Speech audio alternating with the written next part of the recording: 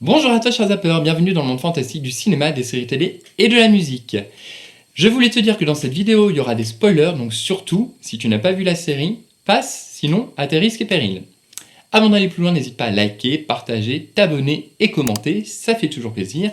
Et petite parenthèse à part en parlant des commentaires, ici nous sommes 476 sur ma chaîne et je vous remercie tous parce qu'en plus j'ai l'impression d'avoir une communauté qui est quand même respectueuse, donc ça c'est cool. Mais je voulais quand même souligner que sur les réseaux sociaux, alors TikTok, Instagram, mais j'utilise pas beaucoup, mais Facebook et YouTube, oui. Et je me rends compte que souvent on dit ouais les haters patati patata, mais les lovers en fait, ceux qui sont à fond dans leur truc, sont pas forcément mieux. Et surtout ils argumentent pas forcément non plus de manière oufissime. Et donc je voulais dire, les gens qui commentent de manière générale sur ma chaîne, ils commentent mais ils ont quelque chose à dire et ils ont du respect pour les gens. Si c'est pour sortir des phrases toutes faites du genre les goûts et les couleurs ça se discute pas. Ben si, l'art justement c'est fait pour créer une discussion autour d'une œuvre. C'est une des bases pour moi de l'art. Voilà.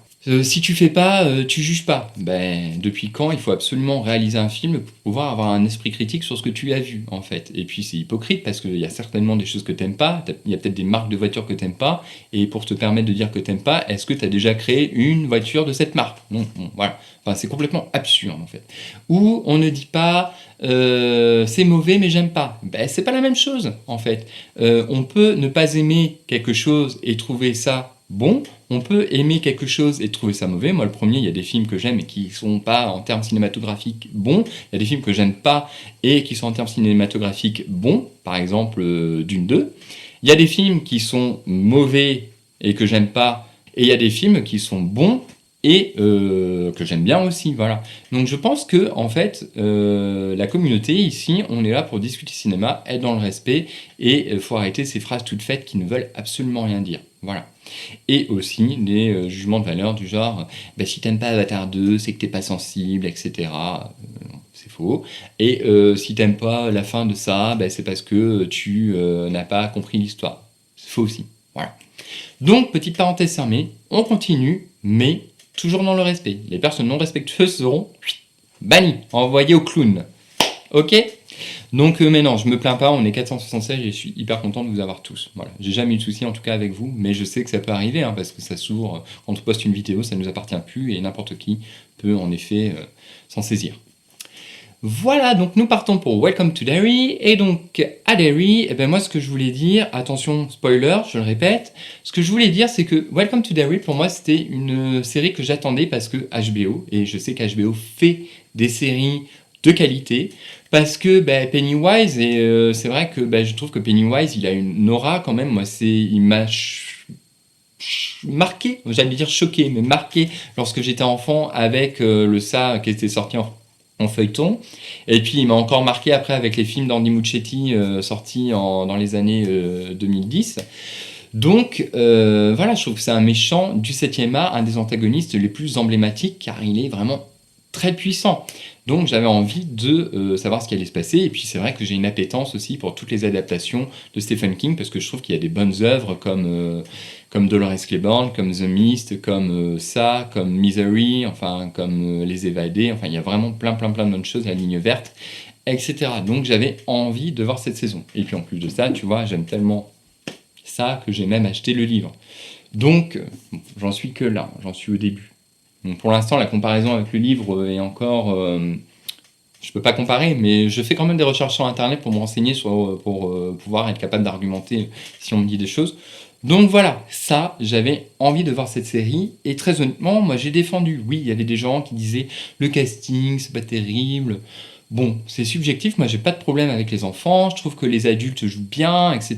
L'alchimie part bien, et justement ça se confirme avec l'épisode 7, quand il arrive ce drame avec Marge et un autre enfant.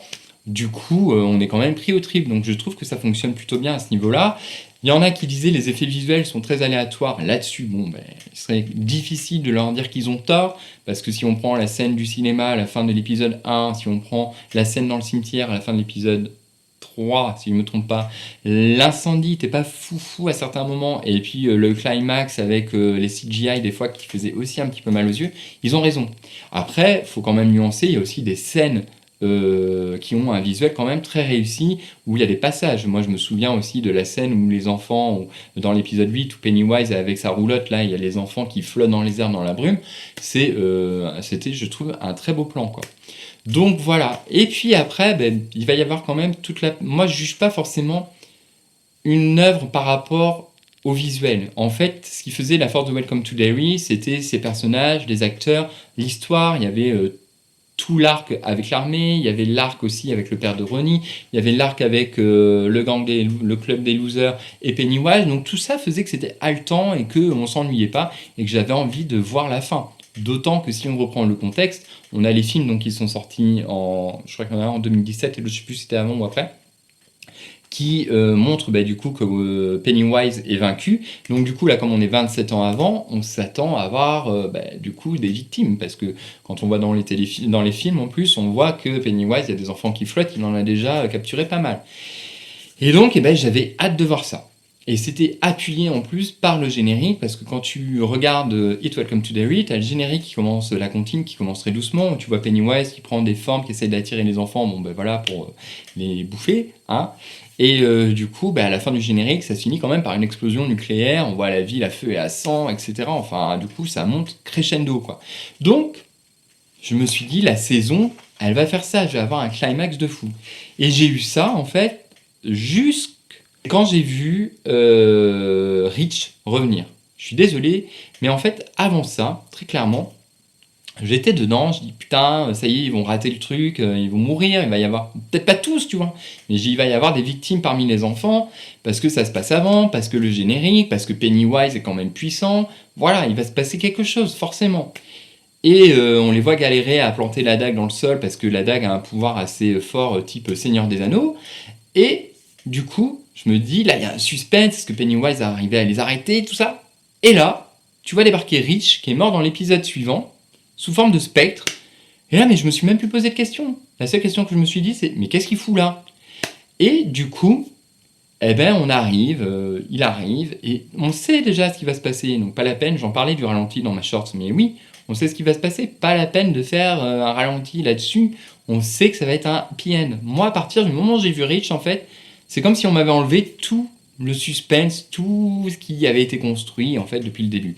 Et ça m'a sorti du truc, parce que, pour moi, Rich n'avait rien à faire ici. J'ai eu une discussion sur Facebook, on me disait oui, mais il faut absolument qu'ils soient tous réunis pour y arriver. Dans les films, Stan se suicide et du coup ils y arrivent. En fait, le gang, enfin le club des losers est affaibli, mais ils peuvent toujours y arriver, parce que sinon ça voudrait dire que quelqu'un mort d'une mort naturelle en cours pourrait, du coup ça serait foutu pour les losers, ils pourraient jamais le vaincre et ils seraient tous tués. C'est débile un peu comme raisonnement. Même si c'est en gros sous-entendu dans les films, c'est pas non plus dit noir sur blanc, quoi. C'est plutôt interprétatif. Donc c'est pour ça que moi cette version-là me laisse un peu perplexe. Et dans ce cas, même si il avait fallu avoir le souvenir de quelqu'un, Rich pouvait rester juste un souvenir. On n'avait pas besoin d'avoir son spectre qui arrivait.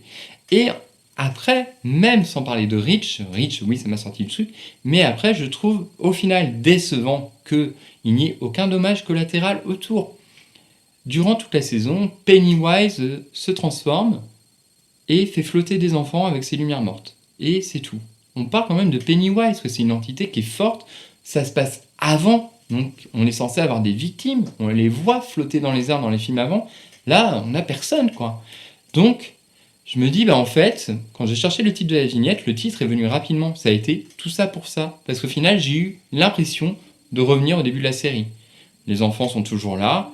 Il y a Rich qui est manquant, mais c'est pas du fait de Pennywise, c'est pas Pennywise qui a tué Rich. Le père de Ronnie, s'en est sorti. Les enfants vont reprendre leur vie, et Pennywise est de nouveau dans sa prison, et l'armée, pour l'instant, semble être vaincue. Donc, on revient... Hormis les événements, bien sûr, qui auront transformé les enfants, mais c'est normal. Parce que forcément, ils ont vécu quelque chose, donc c'est normal que ça les change. Mais c'est le seul impact, en fait, qu'il y a dans la série. Sinon, on retourne à la case départ. La seule chose, en fait, que cette série nous a apporté de vraiment intéressant, en fait, c'est les origines de Pennywise, etc. Mais sinon, c'est tout. Et je trouve que c'est assez grave, comme quoi il faut regarder une œuvre vraiment du début à sa fin, parce que dans les 15 dernières minutes, tout peut basculer. Pennywise, il a une aura. Et je trouve que, comme il n'y a pas de répercussions, il se transforme, mais ces transformations ne servent à rien. il fait voir ses lumières mortes. Les lumières mortes, normalement, quand on les voit, on est censé être voilà, complètement déglingué après, enfin ne pas revenir à ce que nous étions avant.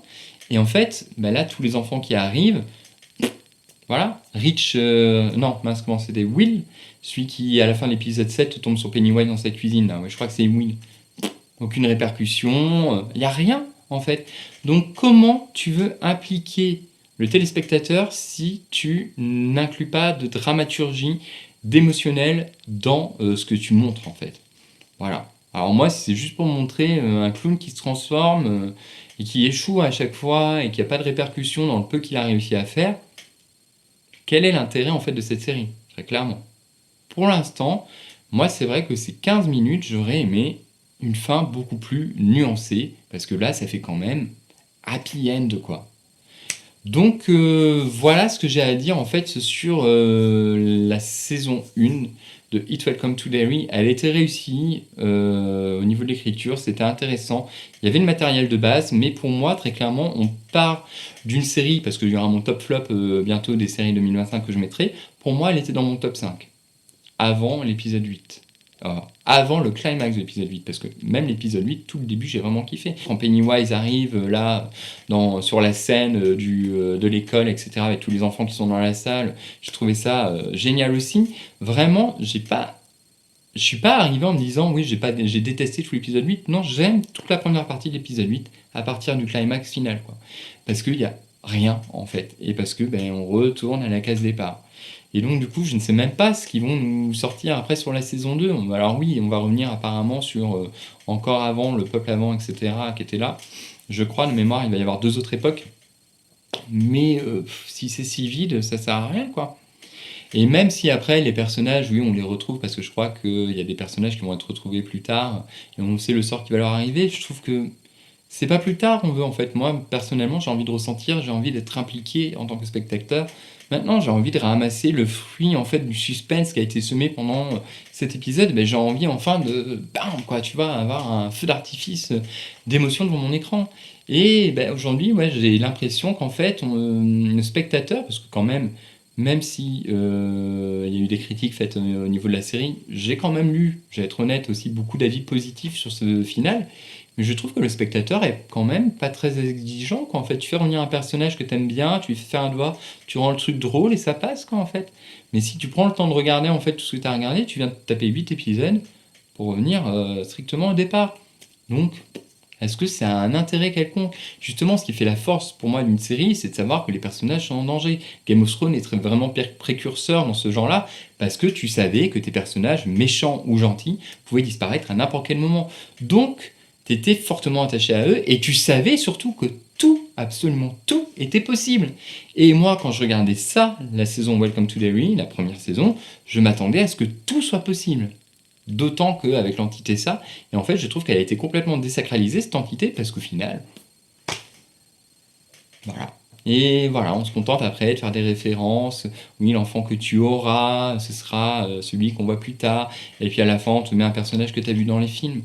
Mais il faut arrêter de construire les films de cinéma, parce que c'est aussi pareil comme ça. On est vraiment dans un mood en ce moment, depuis quelques années, à faire ça, à faire des clins d'œil, à s'auto-référencer, à teaser comme ça des personnages là, qui vont arriver à faire par des caméos, etc.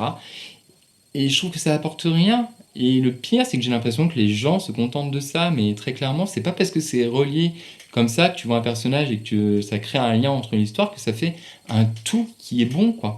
Et moi, je trouve que cette fin de Welcome to Derry, ne l'est pas. Donc, elle va passer de excellente dans mon top à passable, quoi. Donc, je lui mettrai pas en dessous de 10, hein, mais 12, quoi. Alors qu'avant, elle était à 16, 16,5, facilement. Donc voilà, c'est mon avis sur It Welcome to Derry. N'hésite pas à me dire en commentaire ce que tu en as pensé. Je sais pas s'il y aura d'autres vidéos d'ici la fin de l'année. Il y aura mon top flop série en un seul volume, comme j'avais fait avant, ça évite de faire plusieurs vidéos. Pareil pour les films. Et puis après, il y aura peut-être des shorts pour parler de films que j'ai vus récemment. J'aimerais te parler de Brimstone, revenir plus en détail dans une short. Donc voilà. Et puis j'essaierai de te parler du programme pour l'année prochaine, si tu le souhaites. Voilà, j'espère que ça t'a plu. N'hésite pas à liker, partager, t'abonner. Et je te dis à très bientôt pour une prochaine vidéo. Bye!